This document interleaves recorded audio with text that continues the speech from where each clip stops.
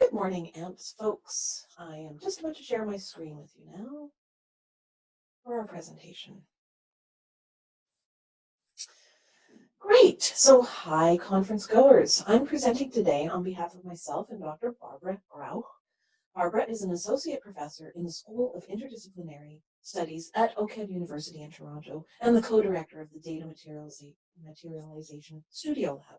I'm an independent artist, designer, and researcher, adjunct professor at OCAD, teaching in the grad studies, and this fall I'm beginning a PhD in environmental studies, looking at the artist as urban researcher.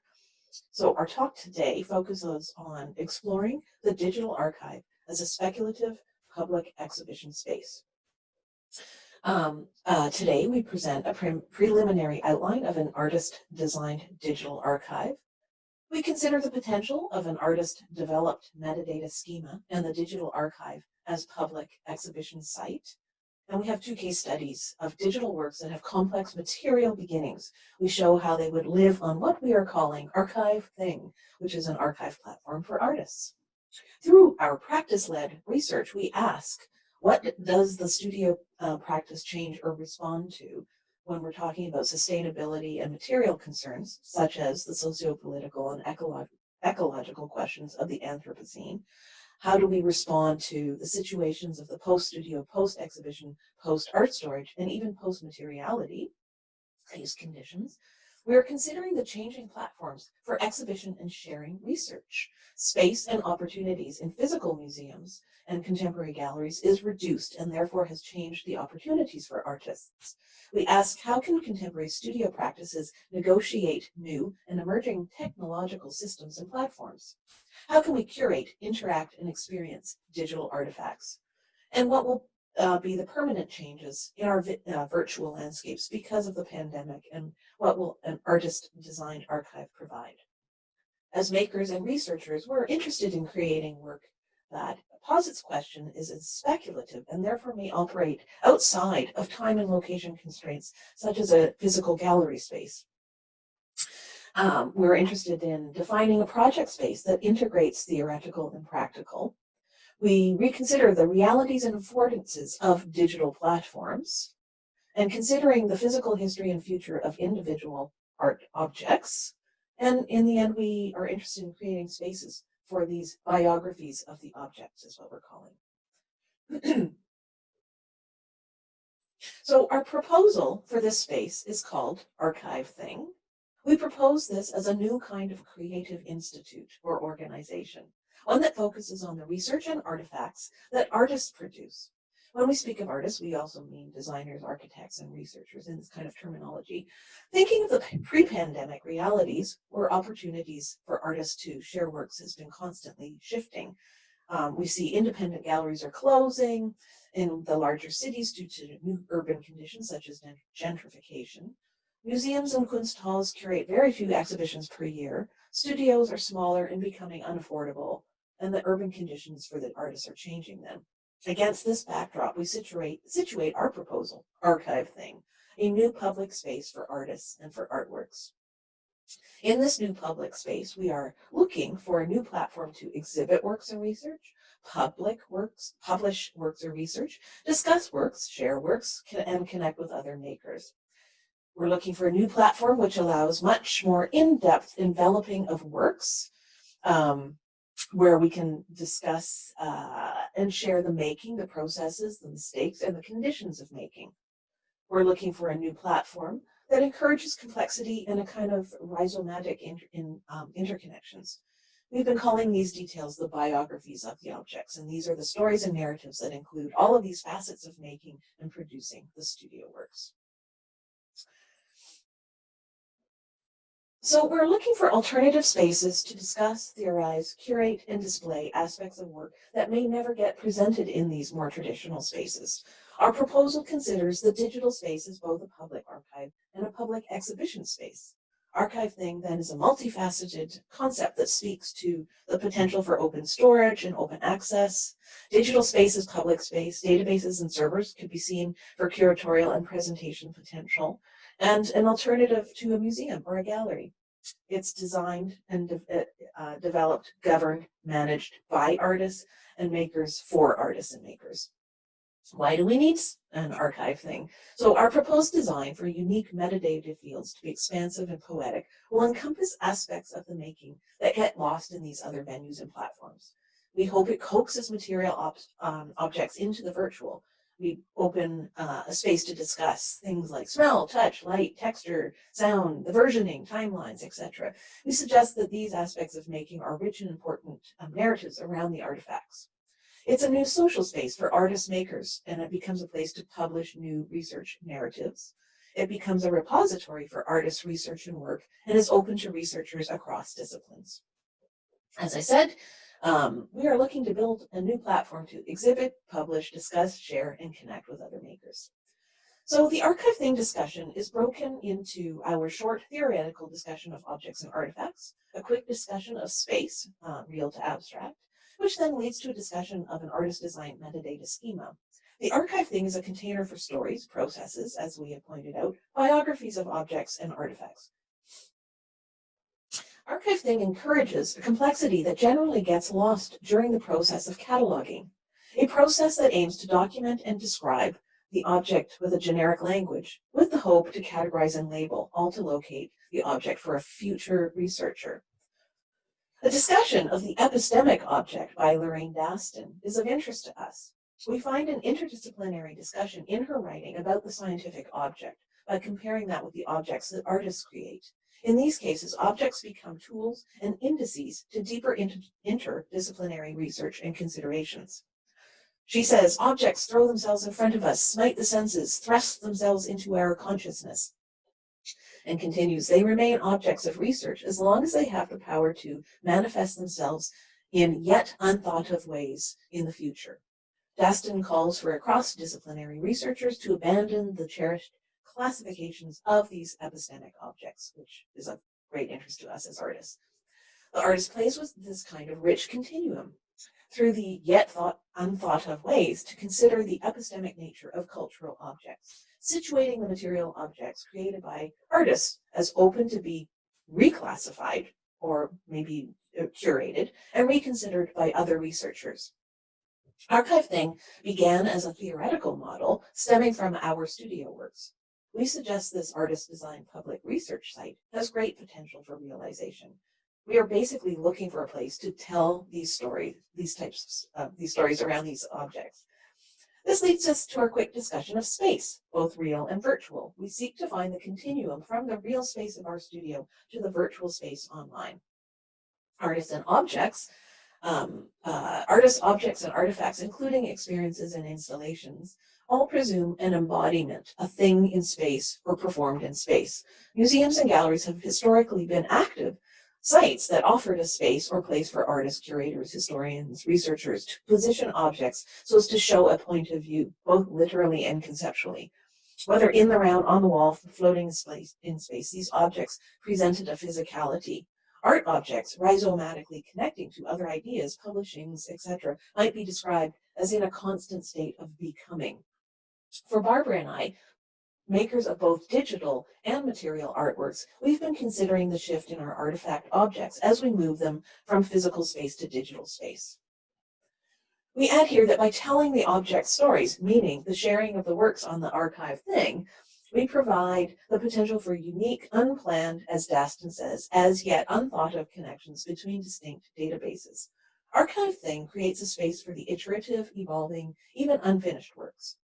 The discussion of the object artifact in digital space leads our discussion to discoverability, meaning how do we make these details discoverable by other researchers? We need metadata and metadata schema to do this work.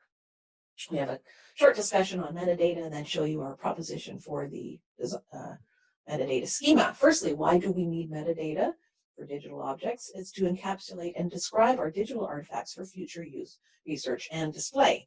Digital artifacts need descriptions so that digital files can be discoverable. In order to be useful, metadata needs some kind of standardization. This includes agreeing on things like language, spelling, date formats, etc. A key component of metadata, though, is the schema. Metadata schemes are the overall structure that capture the metadata. These are discipline specific. There are discipline specific schema to be used to address specific elements needed by a discipline. We propose to learn from and expand upon existing schema.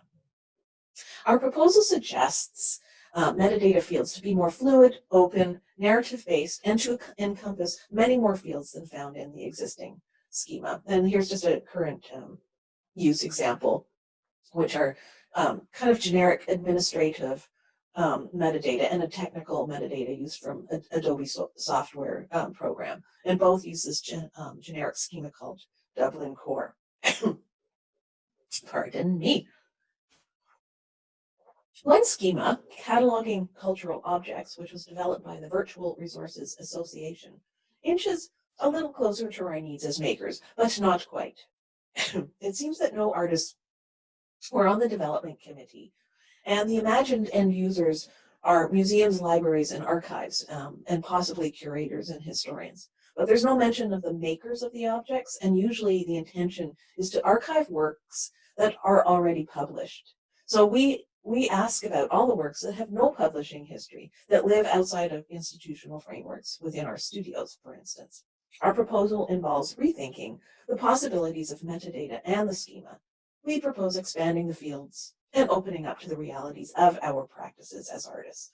So our proposal is to design a metadata schema from our perspective as artists.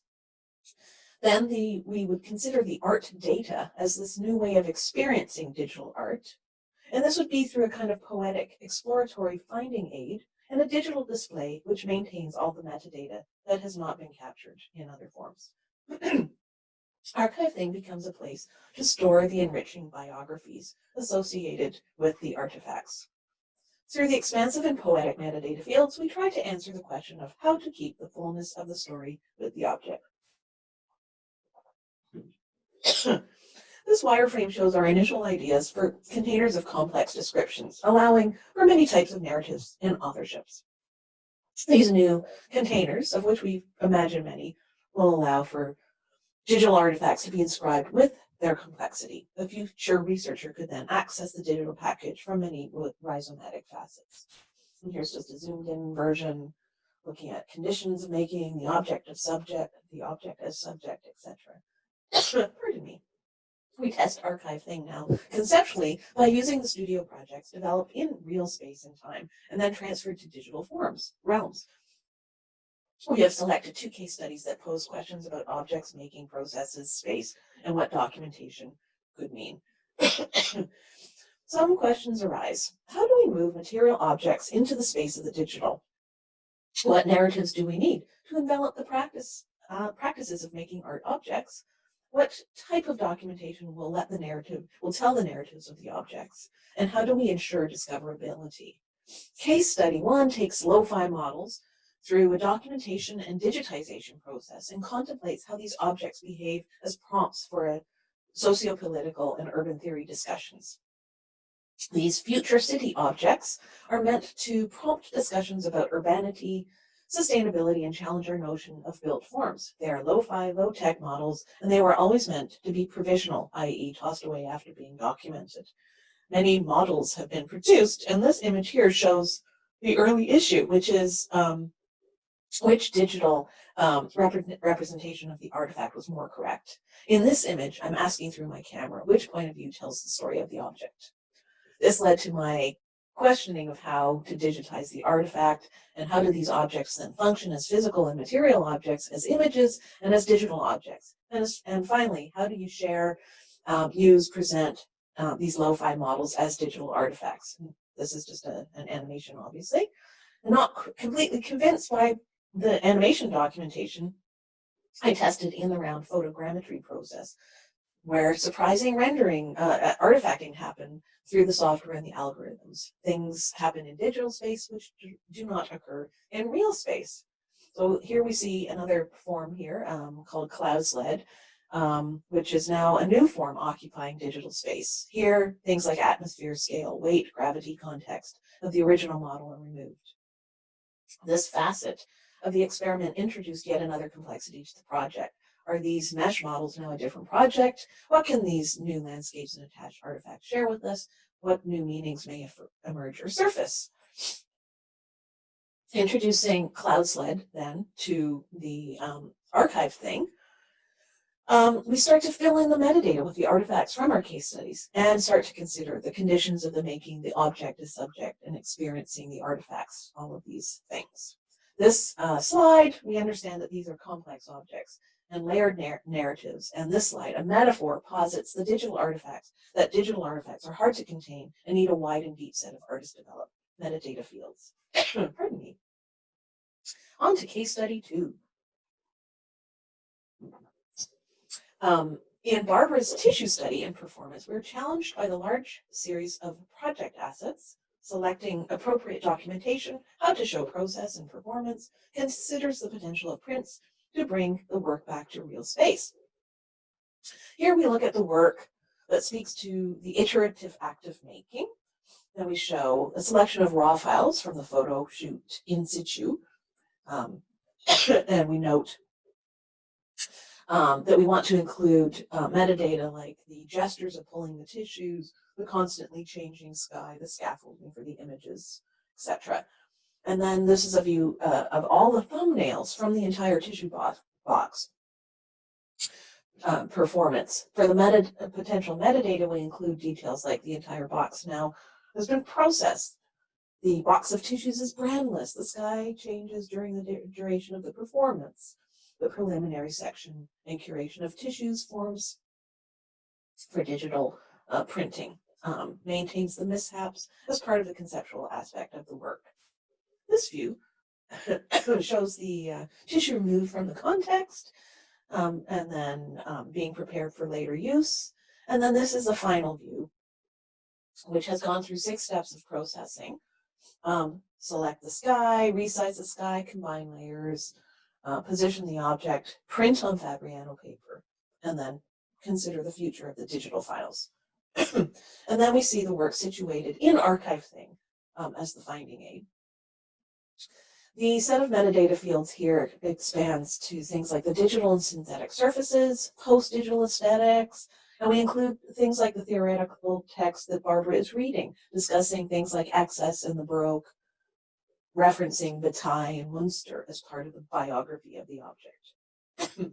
And as an example of this expansive nature found around cultural artworks, Barbara includes this discussion of the aesthetic of the digital as Baroque, as mentioned, working through Munster's claim that the Baroque presents, although organized, a folded structure that entwines 2 important issues for information aesthetics.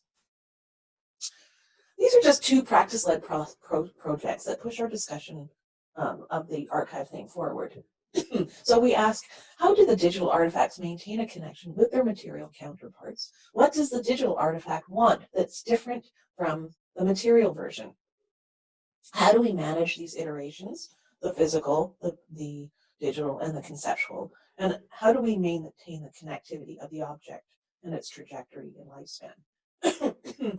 And then what do we do to preserve the digital archive? Is it JPEGs, code, surface maps, visual screens? Asking how we make sure that the original physical objects thrive in digital space. And what's the interface to find these experience these artifacts and their stories? So we're designing a finding aid and a presentation viewport. How do we future-proof, make it extensible and interoperable?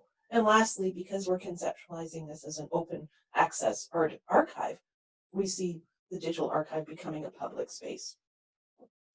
We see our artifacts as propositions, helping to form questions, acting as prompts, prototypes, and probes.